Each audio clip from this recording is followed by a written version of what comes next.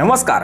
आगामी लोकसभा निवडणुकांच्या पार्श्वभूमीवर राज्याचं राजकारण चांगलंच तापलं आहे। शिंदे गटाचे आमदार संजय रायमुलकर यांनी स्वाभिमानी शेतकरी संघटनेचे नेते रविकांत तुपकर यांच्याविषयी वादग्रस्त वक्तव्य केलं होतं। खालच्या पातळीवरती येऊन जर मतदारसंघामध्ये आरोप करतात ते एकदा जाऊन तुझ्या कानपट्टीचा 5 घेतल्याशिवाय राहणार नाही, एवढं आव्हान मी त्यांना आपल्याकडे। त्यानंतर आता तुपकरांनी देखील त्यांना चोख प्रत्युत्तर देत खुलं आवाहन केलं आहे।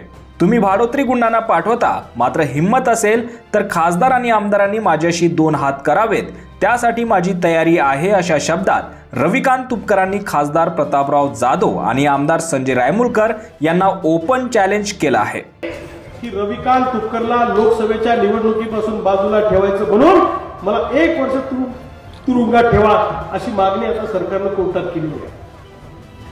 1 वर्ष मला तडीपार करायचं प्लॅनिंग सुरू आहे, मला झोपडपट्टी दादा ऍक्ट लावायचं प्लॅनिंग सुरू आहे।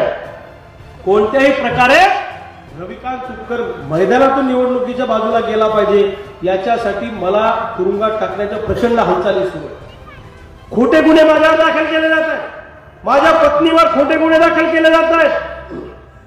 परवा दिवशी तर आमचे खासदार प्रतापराव जाधव आणि मेहकरचे आमदार डॉक्टर संजय रायमुलकर दोन्ही ते गुवाहाटीवाले शिंदे गटावाले दोघांनी अर्धा तास माझ्यावर भाषण करून सांगितलं रविकांत तुपकरला भर सभेत जाऊन आम्ही मारणार आहे। मी आता जे टीव्ही चॅनलला इंटरव्ह्यू दिला का तोच होता तो। आता आजच बातम्या सुरू झाल्या सगळ्या टीव्ही चॅनलला, त्यांनी मला धमकी दिली। मी त्यांना सांगितलं अरे मी शेतकऱ्याची औलाद आहे, मी काय लुचापुचा नाही, लक्षात ठेवा। आणि भाडोत्री गुंड पाठवून काय भानगडी करता, हिम्मत असेल तर खासदारांनी आमदारांनी माझ्याशी 2 हात करावेत, माझी तयारी आहे कोणत्याही परिस्थितीमध्ये, मी त्यांना सांगितलं।